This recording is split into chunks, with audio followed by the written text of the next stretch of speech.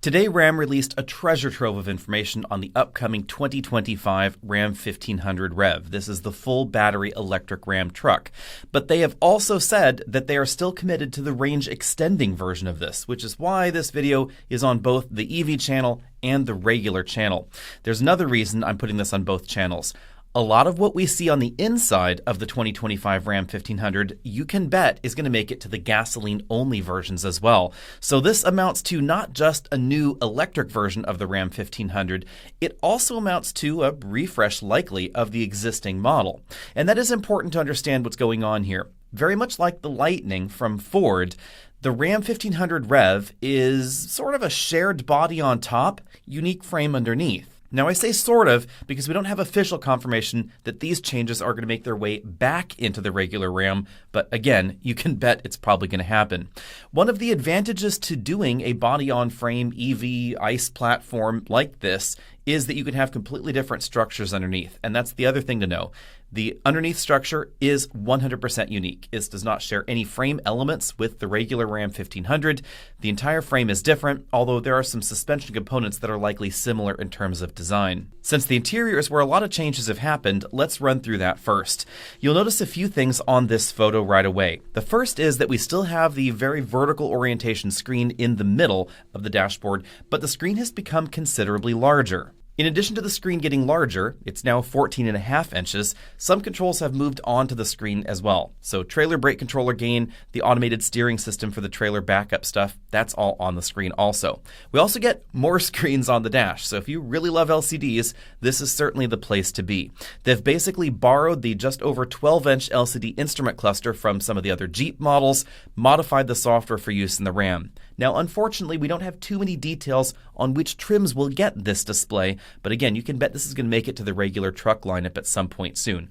Also, the passenger side LCD, something that we saw in the Grand Cherokee and the Wagoneer, that has made it here to the Ram 1500 as well. Going back to the steering wheel for a moment, you'll notice we have the drive mode selector on the wheel on the left side, and then on the right side we have adjustable regen buttons.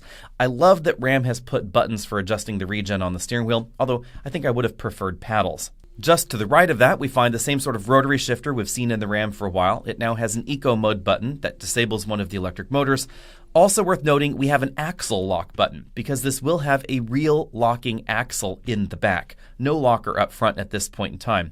From this angle, you can also get a little bit of a closer view as to what's going on in the center console there. Tons of USB ports. Looks like there are going to be 3 USB-C ports, 3 USB-A ports, an auxiliary input, and what looks like an HDMI input for the passenger screen. It looks like the front seat designs are also essentially borrowed from the Grand Wagoneer, and it looks like it's going to offer the same sort of adjustability we find in that model as well. Inflatable bolsters, adjustable seat back curvature, 4-way lumbar, the advanced massage functionality that we find in that model, power headrests, etc. As a result of the million ways of motion, some of the controls have moved over to the driver and front passenger doors, and then some of the controls are going to be in the touchscreen infotainment system. And last but not least, Ram is significantly upgrading the audio system. This is going to now use a Klipsch audio system with 3D sound imaging even for the rear seat passengers. Those little silver boxes you see on the front seat backs, those are center channel speakers for the rear seat passengers. We don't have power output figures for the Klipsch audio system yet, but we do know it's going to be 23 speakers, and one of those is going to be a 12-inch subwoofer located somewhere in the cabin. Now let's get to the EV-specific parts, because this is really interesting. Although clearly the RAM REV has been in development for quite some time, the spec sheet really does read like someone at Ram saw the specs for the GM truck and the Ford truck, said, "Hold my beer, we'll take everything to the next level," because all these specs are definitely next level. Biggest battery pack in the segment. It's going to have the highest towing capacity in the segment, up to 14,000 pounds. That's 40% higher than we find in the Lightning. Payload up to 2,700 pounds. So that probably is going to be above most comparable versions of the regular RAM 1500. The other thing that's interesting is that it looks like this is going to be a native 800-volt architecture. Ram has indicated that it is, but I don't have complete details on this just yet. Initially, General Motors described the Ultium family of trucks that same way, but then we discovered it's not in fact a native 800-volt architecture. It's a 400-volt architecture that can charge at 800 volts. And the distinction is important. In the Ultium family of vehicles, the motors are nominally 400-volt motors, and in regular operation driving down the road, it's nominally approximately 400-volt EV. The voltage is determined by the number of modules that the Ultium system has on board, so that's why the Hummer truck is a little bit faster than the Hummer SUV, because it has more modules, higher voltage. By the time you get to the Hummer SUV, maximum voltage is around 670 volts. That's why it's not going to charge as fast either. This truck, on the other hand, is going to charge very, very quickly. By the small numbers that they've given us, they say that the bigger battery will be able to add 110 miles of range in 10 minutes on an 800-volt DC fast charger. And when you look at that calculation, it would have to average 350 kilowatts over those 10 minutes to actually get that kind of range added to the battery pack. They're also claiming some pretty quick DC fast charge times. That indicates to me, at least, that this is likely an 800-volt architecture, actually probably nominally slightly above 800 volts in order to maintain that. And it appears that RAM has been pretty aggressive in the charge profile of the battery pack itself. But again, this is a 2025 model year vehicle, so a lot of details are yet to come out. We also know the name of the upcoming extended range RAM REV. It's going to be the RAM 1500 REV XR, and it will have class-shattering range. We don't know exactly what that means, but I could logically see that if it had a 20-gallon gas tank, an inline-six engine, and maybe 100 kilowatt hours of batteries, it could have maybe 800, 900 miles of range without too much difficulty. As you'd expect out of a new EV, it looks like RAM is going to support all the latest vehicle-to-whatever technologies. You'll be able to do vehicle-to-vehicle charging, vehicle-to-home charging, vehicle-to-grid to offboard power from the vehicle, and of course, charge the vehicle from whatever source you want. We don't know how the vehicle-to-vehicle is going to work, but it's probably going to be one of those double-ended J1772 connectors that we currently see in the Hummer SUV. There's also going to be an onboard 10.8 kilowatts of inversion. It's going to be split into two inverters like we find in the Lightning, 7.2 kilowatts in the bed, 3.6 kilowatts up there in the front truck, probably also shared with the cab. Now, the front trunk is going to be about 15 cubic feet, so it looks to be just about as large as the one that we find in the Lightning and larger than the one that we find in the General Motors electric trucks.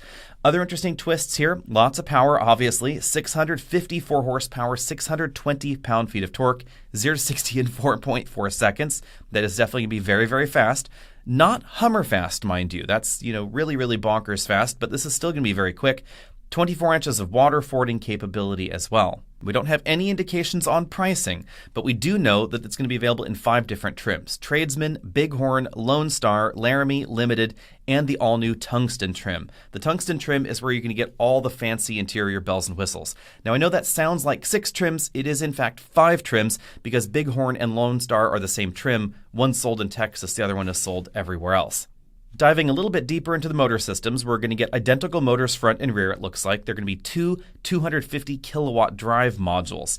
Those drive modules will feature an open differential up front and an electronic locking mechanical rear differential in the rear. Instead of an electronic locker in the front, they've used the same space to give us an electronic front axle disconnect. So for higher efficiency at highway speeds, they can uncouple the differential up front, remove the mechanical loss, also remove some of the loss in just spinning the electrical motor, and improve that highway efficiency. I'm really intrigued by that because that's not something we find in the competition. The Rivians will turn off the front electric motors, but they don't have a disconnect mechanically in the same way as this. Another feature that we're likely to see in the production Ram 1500 and hopefully soon some Jeep models is the promised automated driving software. This is basically a hands-off-the-wheel steering system for highway use, much like Blue Cruise and Cadillac Super Cruise. How well polished this system will be, I am not sure. Cadillac Super Cruise, that we're also going to find in a number of other GM vehicles, that is really, really excellently done. It is very smooth out on the highway. I don't care for the way that it works in the Hummer truck, but I suspect by the time it makes its way to the rest of the trucks, it'll be just fine, because in every other GM model it's in, it is an excellently done system, the regular Sierra, etc. This software, we just don't know where it's going to land. It might be more like Blue Cruise, which I still think needs more time in the oven, or it could be somewhere between those two worlds. Hopefully we'll know more on that soon. Like the Hummer and the Rivian trucks, the Ram 1500 REV is going to feature an adaptive air suspension system standard, another point of differentiation between this and the F-150 Lightning. It's going to offer the same sort of suspension modes that we find in the regular Ram 1500, and it's likely here to help support the added weight of the battery pack. Now, when it comes to the added weight of the battery, keep in mind we're not going to get crazy wide tires on this because of efficiency concerns. The only tire they've mentioned in here is a 275/50R22. It's going to be a Pirelli Scorpion all-season tire, so not the grippiest tire and not the widest tire. You'll be able to get between 20 and 22-inch wheels, and there are going to be some form of all-terrain tire from the factory standard. Be sure and sound off in the comments section below. Let me know if you're disappointed in what we see in the Ram 1500 REV or not. A lot of folks really had hoped this would take things to the next level with that concept, and I think that was awkward PR from Ram, to be honest. Giving us that concept and then shortly thereafter going, well, this is the actual production truck. And the two are very far apart. This doesn't have the really groundbreaking interior we saw in that model. It doesn't have the snazzy pass through to the front trunk. It doesn't have a third row of seats. None of that is going on here. Instead, this is far more rational, and if they had shown this initially, I think there would be more excitement about it, because Ram has really refined the concept of shared components that we first saw in the F-150 Lightning. And this makes a lot of sense, because why redesign the cabin? Why redesign the bed when those two could be shared with an electric truck and an ICE truck, and then you can enjoy that cost sharing and that synergy between those two models? It's also going to make body repair and things like that a lot easier if as much as possible is shared with one another. If you get it in an accident, you run a forklift into the back, etc., you can just swap in the parts from the regular Ram 1500. The body shop will have greater access to components. Now, it does appear that the tailgate is going to be different. Some of the sheet metal here and there is different, but the bulk of the cab, that's the same. Front quarter panels, those appear different. Front bumper, different as well.